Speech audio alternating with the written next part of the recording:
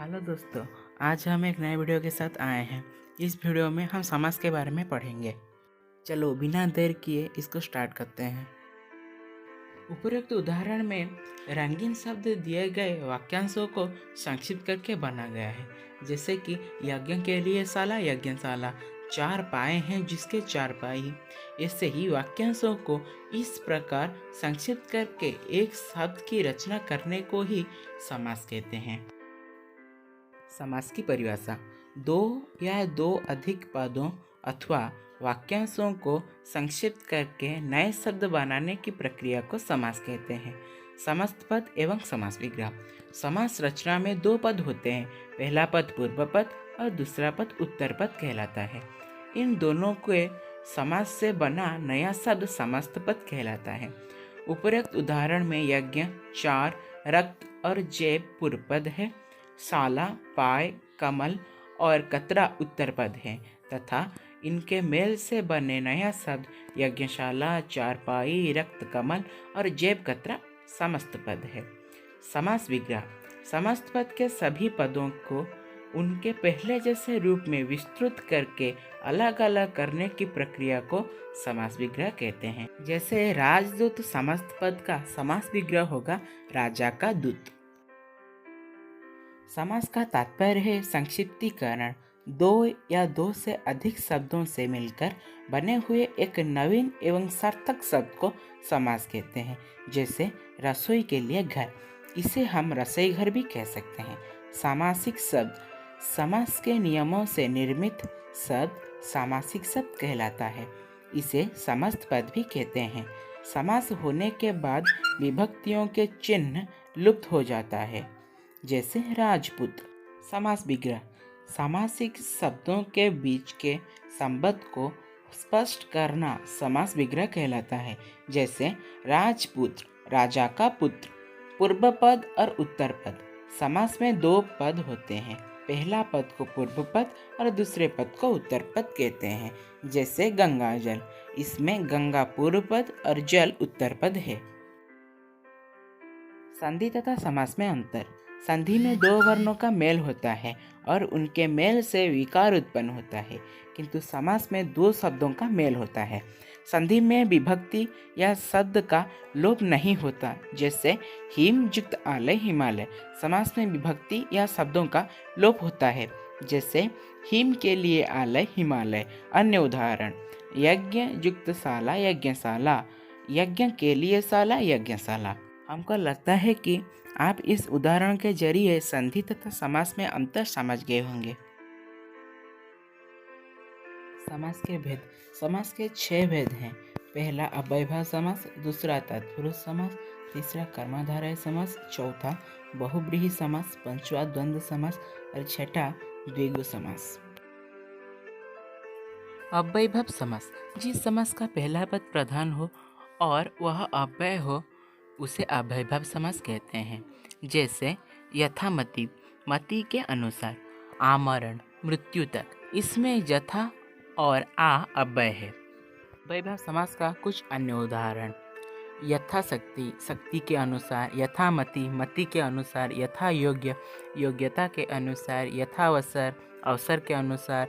यथा नियम, नियम के अनुसार। यथा विधि, विधि के अनुसार। इसमें आप देख सकते हैं कि इधर यथा अव्यय है, तो यह सब अव्ययभाव समास में आएगा। इधर संस्कृत से अव्ययभाव समास के कुछ उदाहरण देखिए। यथास्थान, स्थान के अनुसार। आजन्म, जन्म से लेकर। निसंदेह, संदेह रहित। निसंकोच, संकोच रहित। प्रतिदिन, दिन दिन। निर्विघ्न, बिना विघ्न के। और ऐसे हिंदी से अव्ययभाव समास: रातों रात, रात ही रात। घर घर, प्रत्येक घर। घड़ी घड़ी, प्रत्येक घड़ी। हाथों हाथ, हाथ ही हाथ में। बार बार, हर बार। उर्दू से अव्ययभाव समास: बेशक, बिना शक के। बखूबी, खूबी के साथ। तत्पुरुष समास: जिस समास का उत्तर पद प्रधान हो और पूर्व पद गौण हो उसे तत्पुरुष समास कहते हैं। जैसे तुलसीदास कृत, तुलसी द्वारा कृत। विग्रह में जो कारक प्रकट हो उसी कारक वाला वह समास होता है। विभक्तियों के नाम के अनुसार इसके 6 भेद हैं। पहला कर्म तत्पुरुष गिरहकट, गिरह को काटने वाला, इधर को है इसलिए कर्म तत्पुरुष में यह आएगा। दूसरा करण तत्पुरुष मन चाहा, मन से चाहा, इधर से है इसलिए यह करण तत्पुरुष में आएगा। तीसरा संप्रदान तत्पुरुष, जैसे रसोई घर, रसोई के लिए घर, इधर के लिए है इसलिए यह संप्रदान तत्पुरुष में आएगा। चौथा अपादान तत्पुरुष देश निकाला, देश से निकाला, इधर से है इसलिए अपादान तत्पुरुष में आएगा। पांचवा है संबंध तत्पुरुष, जैसे गंगा जल, गंगा का जल, इधर का है इसलिए संबंध तत्पुरुष में आएगा। अंतिम वाला जो है वो है अधिकरण तत्पुरुष, जैसे नगरवास, नगर में वास, इधर में है इसलिए अधिकरण तत्पुरुष में आएगा। तत्पुरुष समास, जिस समस्त पद का पूर्व पद गौण तथा उत्तर पद प्रधान हो एवं समस्त पद बनाने समय विभक्ति का लोप हो जाए उसे तत्पुरुष समास कहते हैं। इधर तो आप कुछ उदाहरण भी देख सकते हैं, जैसे शरणागत, शरण को आगत, भयाकुल, भया से कुल, इधर को से ये लुप्त हो गया है इसलिए यह तत्पुरुष समास में आएगा। कर्मधारय समास, जिस समस्त पद के दोनों पदों में विशेषण और विशेष या उपमेय उपमान का संबंध होता है उसे कर्मधारय समास कहते हैं। कर्मधारय समास में भी उत्तर पद प्रधान होता है। इधर कुछ उदाहरण दिया है। नील कमल, नीला है जो कमल, इधर नीला विशेषण है और कमल विशेष्य है इसलिए यह कर्मधारय समास में आएगा। बहुब्रीहि समास, जिस समस्त पद के दोनों पदों में से कोई भी पद प्रधान ना हो बल्कि किसी अन्य पद की प्रधानता हो उसे बहुब्रीहि समास कहते हैं। जैसे कि दशानन, 10 है आनंद जिसकी, लेकिन अगर हम दशानन बोले तो हमारा ध्यान रावण के ओर जाएगा इसीलिए दशानन बहुब्रीहि समास है। गिरिधर, गिरी को धारण करने वाला, अगर हम गिरिधर बोले तो हमारा ध्यान कृष्ण भगवान के ओर जाएगा इसीलिए गिरिधर बहुब्रीहि समास कहलाता है। द्वंद्व समास, जिसी समस्त पद के दोनों पद प्रधान होते हैं तथा विग्रह करने पर और अथवा या दोनों पद के बीच आते हैं उसे द्वंद्व समास कहते हैं।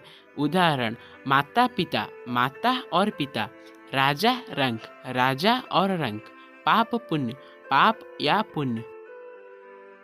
द्विगु समास, जिस समस्त पद का पूर्व पद संख्यावाची हो और समस्त पद समूह का बोध कराते हो उसे द्विगु समास कहते हैं। जैसे कि पंचवटी, पंच बटों का समूह, अठनी, 8 अनों का समाहार, शताब्दी, 7 अब्दों का समाहार, त्रिवेणी, 3 बेणियों का समाहार, ये सब द्विगु समास में आएंगे। कर्मधारय और बहुब्रीहि समास में अंतर। कुछ सामासिक शब्द ऐसे हैं जो कर्मधारय और बहुब्रीहि समास दोनों से बनते हैं। समास विग्रह करके ही इनके बीच के अंतर को समझा जा सकता है। कर्मधारय समास में एक पद विशेषण और दूसरा पद विशेष या प्रथम पद उपमेय तथा द्वितीय पद उपमान होता है, किंतु बहुब्रीहि समास में पूरा समस्त पद ही विशेषण का कार्य करता है और उसका विशेष्य कोई अन्य पद होता है। जैसे नीलकंठ, नीला है जो कंठ, नीला इधर विशेषण है और कंठ विशेष्य है इसलिए नीलकंठ कर्मधारय समास में आएगा। ऐसे ही पीतांबर, पीत है जो अंबर, पीत विशेषण है और अंबर विशेष्य है इसलिए यह कर्मधारय समास में आएगा। नीलकंठ, नीला है कंठ जिसका, ऐसे बोलने से हम शिव भगवान को भी समझते हैं इसलिए यह बहुब्रीहि समास में भी आएगा। और पीतांबर, पीले है अंबर जिसका, ऐसे बोलने से हम विष्णु भगवान को समझते हैं इसलिए यह बहुब्रीहि समास में भी आएगा। द्विगु समास और बहुब्रीहि समास के अंतर।